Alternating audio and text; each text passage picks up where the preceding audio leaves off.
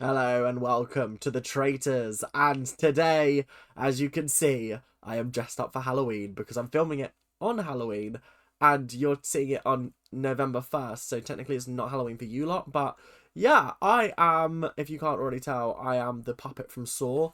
I've got a little play me here, which is quite cool, and yeah, I don't know, I'm not happy with how it turned out. I can't do the spirals. The swirls and spirals on my face. I just couldn't do them. So yeah, we're working with what we've got. Anyway, we've got a really exciting Celebrity Traitors episode to talk about. Really exciting indeed. I'm super excited to talk about it. So I hope you guys are excited to listen to me witter on about it for the next half an hour. So without much further ado, let's get in, let's get on, and let's get talking about that blasted murder in plain sight. The dinner party was actually more interesting than I thought it was going to be. I find the dinner party in usual series to be a little bit emotionally manipulative and a little bit of an exercise in who can manipulate the traitors more. Do you know what I mean? Who can guilt trip the traitors more? Last series, it was very much like one person would be like, oh, I want to use the money for IVF. And then another person was like, oh, I really want to like buy my parents a house. And it was all very noble, lovely reasons for wanting the money. And then the traitors have got to go decide who's going to die that night. And it's sort of like, well, hang on a minute. We shouldn't be talking about what we want to use the game money on because that affects people's feelings and that affects the game. Fortunately, for these celebrities, they don't want the money for anything other than charity. So it actually is so much more interesting to just listen about how the situation has changed them. There were a lot of interesting moments. Nick said that he didn't believe that he would fall into the cliches like he has, and how sort of he was like, oh, I thought I would be a lot better at this. And a lot of people said that, to be fair. A lot of people said that it's a lot harder to spot traitors when you're actually there rather than sitting at home. So yeah, don't be harsh on people, okay? Don't be harsh, okay? Until you're in that castle and you're doing it yourself, don't be making horrible comments about people, do you know what I mean? Anyway, this was all sort of culminated by the fact that Alan Carr was doing his whole, oh yeah, well, I feel like I need to be a bit more open-minded, you know? And then was just going off on one, and then he was like, oh, what did Stephen say?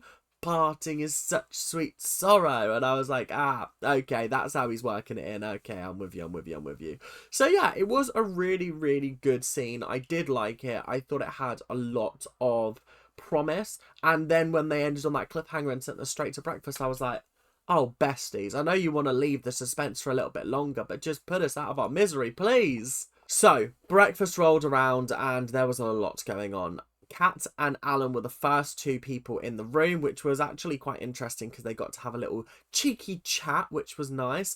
I do feel like they are going to get rumbled any second, and then Joe M walks in and goes, okay, I think that Alan is a traitor. And I'm like, oh no. It's only taken until the second to last episode for people to have genuine suspicions on Alan and not just be like, oh, it could be Alan. No, Joe is genuinely suspicious of Alan, and I'm a little bit concerned now. Do you know what I mean? Like, I'm a little bit concerned purely because this is not what I wanted from this series. Do you know what I mean? I really wanted the traitors to win. I'm sick of the faithful winning, okay? It's boring. I'm bored of it, okay? Because most of the time, the traitors don't even deserve it. And it sucks that the one season I don't want the faithful to win, they actually do deserve to win. I mean, Joe Marler and Nick are really good at the game. It's so frustrating, but like I said, more on that in a little bit. But yeah, just the whole pointing out that Alan diffuses and sort of deflects using comedy. I'm surprised people haven't picked up on that a lot sooner. Do you know what I mean? Like, how much of it is his personality and how much of it is trying to deflect from the fact he's a traitor? So yeah, that was very interesting. And then another thought that Joe had was that potentially the vote that David got from Jonathan was actually sort of like a little guess, a parting gift, as you will. But I think there's a reason why nobody does it anymore, and that's because they view what Kieran did in the first series as cheating. I'm sorry, it's cheating. It was cheating. It was unfair, and it swayed the game, and it was just a bit disappointing if you ask me. But yeah, anyway, that is all I've got to say on breakfast. Let's talk about who got murdered. So the person who got murdered was our dear Celia. I mean, I hate to say that I was correct, but I was. And I think Celia ran her course on this show. I'm not upset that she left in the second to last episode, you know what I mean? If she'd have been out second, if she'd have been out first, then I feel like I would have been a lot more upset. But she was in until episode 8. You know what? Fair game. She was the last murdered player. How iconic. I think she got the Andrea exit from season 1, didn't she? Wasn't Andrea the last person to be murdered? Or am I making that up? I actually can't remember at this point, guys. But either way, it was exciting, and I was sad to see Celia go. But I think that Alan really passed off the parting is such sweet sorrow in such a brilliant way. I really do believe that he did do that, and yeah, I was impressed with them, because then when Claudia came in and was like, it was a murder in plain sight, they're just like going off the deep end. There was no chance they were getting that it was words and not an action, because they started studying every little bit of action that they had rather than thinking about what weird words were said around the table. So at this point, there's 6 people left in the castle, and everybody is completely baffled by what's happening. No one has 100% certainty apart from Joe M. Joe M is gunning for David and Kate. He said at the breakfast table, oh, I think it's Alan, but I think I want to go after David and Kate first, which has been the problem for this entire series of, I think it's Jonathan, but let me go for this person instead. That's literally been the biggest problem this entire series. So, you know what? I didn't expect anything to change today, to be honest. But yeah, honestly, I was very, very happy with this. It was a interesting sort of before the mission section. There was a hilarious conversation between Alan and Kate when Kate tried to be like, was it the sun-dried tomatoes? Oh, you didn't have any sun-dried tomatoes on your plate. Oh, maybe that's what killed Celia. And Alan's like, no, I think it's a little bit more complex than sun-dried tomatoes. Can you imagine? Oh my goodness. Kate, I've seen a lot of people in the comment section be like, oh, Kate's so annoying, Kate's so this, like, what a waste of a casting opportunity. I disagree. I find Kate very, very entertaining. Is she frustrating? Absolutely. But not everyone is going to be amazing at the game. And also, frustration over the fact that she's here and so many smart and entertaining people aren't. Listen, this is a game about blending into the shadows or being so bad that people want to keep you around. That's what Nick has tried to do. He's tried to appear like he is so bad, but also he's incredibly intelligent, and the traitors haven't really wanted to take that shot at him yet. Do you know what I mean? And they've left it too late now. So it is a really, really delicate balance. Ruth got killed because she played her cards too early. She came after Jonathan, and Jonathan went, I can play this off. And he did, for 4 round tables. So you know what? You got to give him credit where credit's due. He was doing bloody well. He was doing bloody well. Anyway, that is beside the point. The rest of the time was spent just sort of milling around, talking about David, talking about Kate, talking about Alan, talking about Kat, talking about Nick and Joe even. And then the line of the episode was Alan saying, I just want Kate Garraway to Kate go away. Brilliant. Absolutely exceptional television. Now, I don't know who designed this challenge, but I think they need to go into hiding, because I'm fairly certain some of these celebrities will not be happy with what they just saw on their television screens. They had to go into a room full of lasers and transport mannequin heads from one side to the other. But the mannequin heads were fairly recognisable. And by fairly, I mean not recognisable at all. Some of them, very, very good. Very, very good recreations of the celebrities of this series. Some of them, Mark Bonner, horrific. Celia Imrie was decent. Claire Balding, scary. Alan Carr looked like Deirdre Barlow. Honestly, there was so many crazy heads out there that I was just like, I cannot believe that they got away with that. Kat's one, I would have frankly been very pissed off if I were. That was rude if you ask me. But either way, it was an exciting mission. They decided to go for the strategy of all crossing the room at once, which I didn't think was a good strategy because I think I misunderstood the rules. I thought if the lasers went off, everybody had to go back, but clearly not, just the person who set it off, which is absolutely fine. There were also buttons that turned off certain lasers, so that was good. Nick and Kat got through very quickly. I think Kat failed and still made it back before anybody else did. And then you had Alan failed once, David failed once, but everybody got across quite easily, apart from Alan and Joe.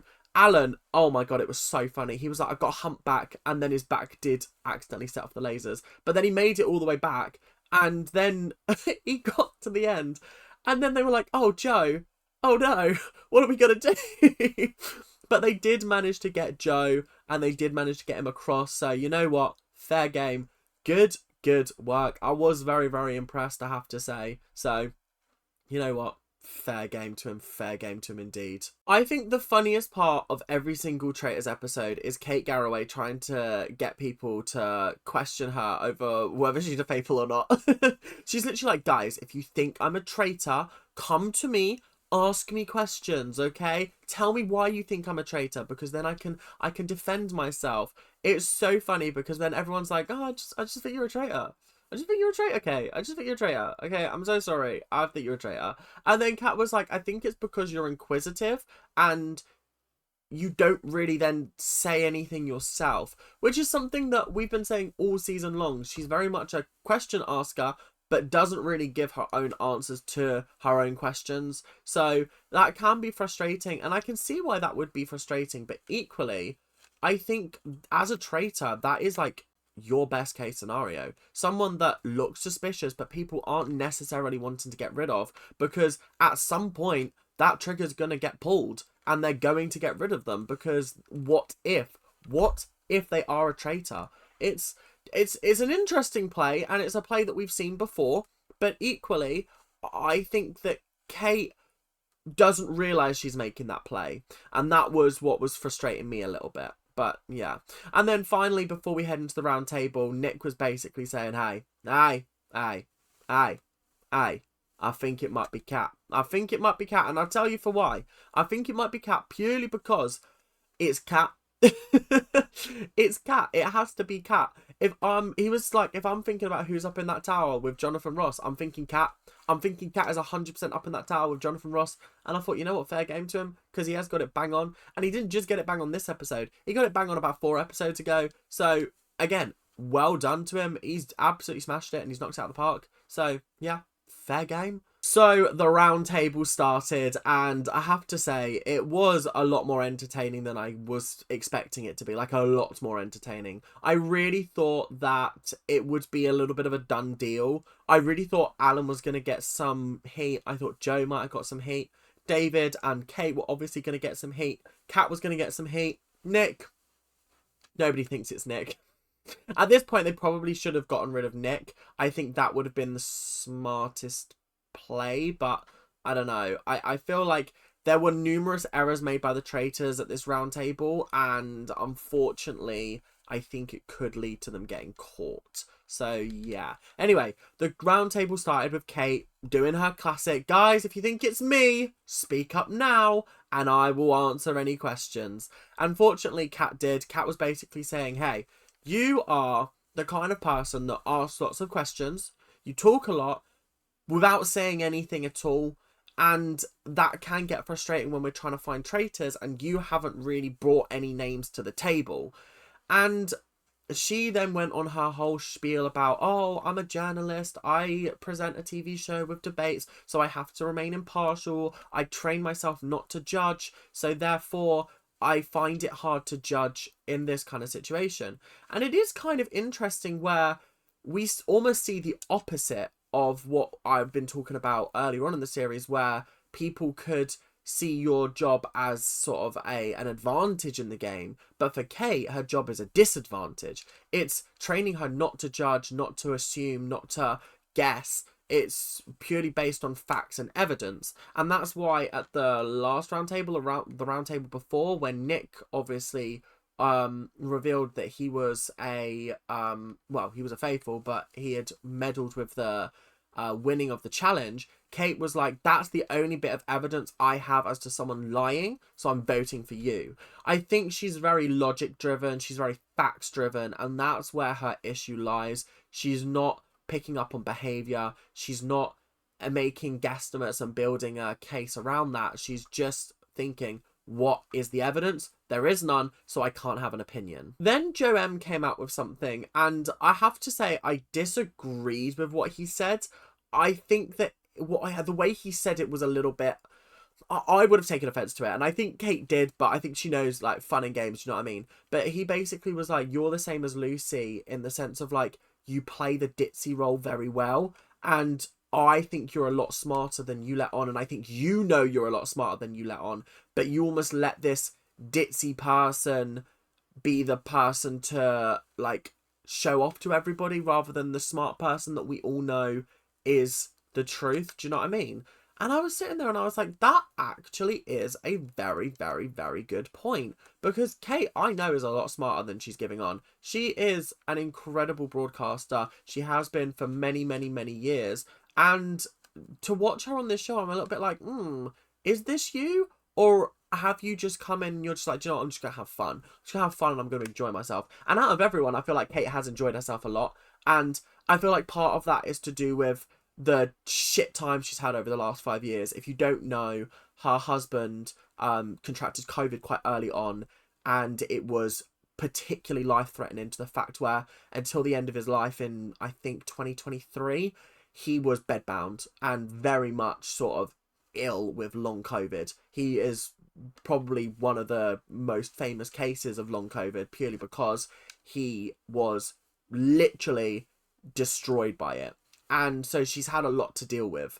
And for her to come into this game, I feel like she's almost had a more positive journey because she's just enjoyed herself. And that has been beautiful to watch, because I remember watching her in 2019 in I'm a Celeb, and I saw that joy back in her in this show. I don't want to get emotional because I do love Kate Garraway. I find her so extraordinarily lovely as a person. But I think she's just approached this game from a very different angle to everybody else. So then Nick decided, okay, I'm going to pull the trigger, and I'm going to go after Kat. And I was like, yes, finally, somebody bringing up Kat around the round table. And his whole reasoning was, who could I see sitting next to Jonathan in that tower? And I have to say, I actually think that his reasoning was solid, to be honest. I didn't expect him to come up with something so solid like that. And he was pointing out Kat and basically saying, like, oh, I think it's you because you've had, like, the least amount of suspicion out of everybody here. You're obviously a good fit with Jonathan. You're, like, stealthy. You're sort of a little bit sneaky sometimes. And then I think Kat kind of came out with the worst defense I have ever seen in my whole life. Like, genuinely the worst defense. And this is something that I was really worried about because she hasn't had a lot of heat on her. The first time she had heat on her was like Roundtable 2, but it was very brief, and I think it was from Celia. And then the second time she played the ADHD autism card, and was it the ADHD autism card? Yeah, I think it was. And she was like, yeah, sorry, Stephen, your point about me being sleepy is null and void. And now, when she actually has nothing to refute, she kind of just came out with, I like to describe myself as a duck.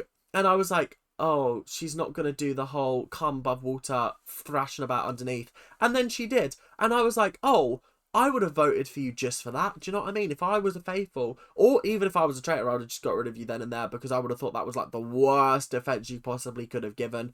But nobody seemed to clock on to it. Do you know what I mean? Nobody seemed to pick up the fact that she was clearly panicked, the fact that she couldn't really articulate herself well, and she was like kind of like resorting to, I'm a duck, guys, I'm a duck. So I was a little bit disappointed there. So this is when things got incredibly confusing. Like, I actually don't know what happened at this point, because I was watching and I was like, I can't even follow the logic. I was scribbling down notes, but I had to keep on pausing and being like, hang on a minute, what's going on here? So Joe M brings up the fact that Jonathan voted for David. Was that a parting gift, as per se? And David was like, well, I was thinking that maybe Alan and Joe M were the traitors because they were backing up Jonathan at that round table, and you guys could have all been in it together. And I was like, okay. And then he himself was bringing up the fact that it's weird that all of his votes disappeared the next round table apart from like one. And I think that was, I can't even remember who voted David at the next round table after he got 5 votes. I think it was Stephen actually, but Stephen was a faithful obviously. So why did those 5 votes disappear? Do you know what I mean? And then, and then Kate gets involved, and then David like starts biting back at her, and then they're like, I think we're saying the same thing. And I was like, I don't think you are, but what are you even trying to say? Like, I wrote, Kate raised David's name again. David is implying Kate is a traitor? That interaction is confusion.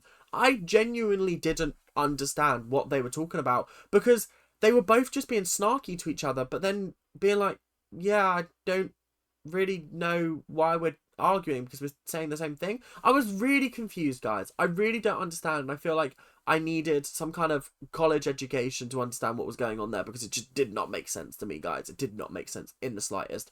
But you know, it is what it is at the end of the day. It is what it is, and you just have to kind of get over it sometimes. You have to get over it, because roundtables can be confusing, especially when there's so few people and there's so little evidence, and it really does just become who's going to get the most votes rather than who do you think is a traitor. This voting time, I think, has lost Kat the game. Okay, and there is a very, very solid reason why. Let me run through it first and then I'll explain why. So Kat voted for Kate, David voted for Kate, Nick voted for Kat, Alan voted for David, Kate voted for David, Joanne voted for Kate. So Kate has been banished in a 3-2-1 vote. I think that this is where I was like, this is really frustrating for me.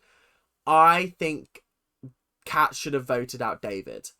And you could argue that that would have potentially harmed her game. Yeah, whatever. But Kat and Kate are both women, right? Okay, assuming so, okay? They're both women. And there has to be at least one female traitor, okay?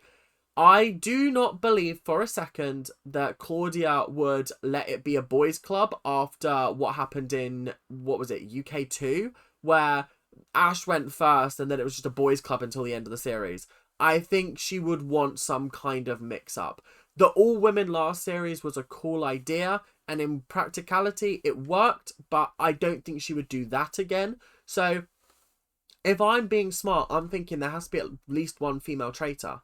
With Kat keeping Kate in the game, that gives her just a little bit of plausible deniability. Just enough to be like, if there is a female traitor, I think it's Kate. If they had banished David, she could have still used that going into the final. And actually, I think this is the move that has lost Kat the game. So unfortunately, Kate Garraway has been kicked off the show, banished, left the building. And I am a little bit upset. I am. I mean, just this episode with the sun-dried tomatoes was enough to make me go, yeah, do you know what? Keep her on the show. I find her really entertaining. I know a lot of people don't. I find a lot of people watch this show and get frustrated when the faithfuls aren't doing their job. Why? Surely we want the traitors to win, right? Unless they're being like dicks about it, do you know what I mean? But Jonathan Ross, Alan Carr and Kat are not being dicks about being traitors, do you know what I mean? They're being campy and evil, but like they're not being awful people, do you know what I mean? They're not sort of living up to Sam from Australia 2, do you know what I mean? Where he was genuinely the villain of the series, the sheriff, and he kept on just having a big head about it all, do you know what I mean? So I feel like there are definitely reasons to root for the faithful, but I default to rooting for the traitors. So when people are like, oh, the faithfuls are so terrible, I'm like, yeah, that's the point. I want them to be terrible. I'm glad that they're terrible. They had to do the whole faithful vote. I am a faithful. And Alan Carr. Oh, God. At this point, Joe M is like, I know it's Kat and I know it's Alan. He's told David. He's told Nick. It just depends on David now. I think David might trust him, but he also might not trust him. I don't know what's going to go down in this final. But all I know is that Alan Carr went, I am a faithful, and laughed. And I think... I think there's an element of me that really, really wants to believe that he can pass that off, but... oh, it's just so funny, isn't it? It's just so funny. I can't believe that he's managed to get away with laughing in their faces for so long. And now when he's finally finished the game and he could potentially win it, He's laughed at the final hurdle, and I'm like, oh, Alan, no. You could have just suppressed a laugh for literally 5 seconds. And everyone's pissing themselves laughing, going, oh, Alan. But I think this is going to come back and bite him in the arse. I really do believe that he could play it off, because I also don't believe that that is an admission of guilt. I feel like if I was actually a faithful and I had to look everybody in the eye and say I am a faithful, I would also burst out laughing as well, because it is ludicrous. It is absolutely ludicrous. But they're going to use that as evidence to banish him, I just know. And I don't think Kat's far behind him, to be honest. So, yeah. The only thing I don't want to happen is I don't want David to be there in the final. If they're going to win, I want it to be Nick and I want it to be Joe M alone. Do you know what I mean? I just don't want David to win at all. Do you know what I mean? So anyway, that is all we've got time for today. I hope you guys have enjoyed. Please make sure to like, comment and subscribe. Do all of that YouTube stuff that you guys do so well. And I hope you guys had a happy Halloween, because I did. Thank you. And I will see you guys later. Keep on ranting. Bye now. See ya.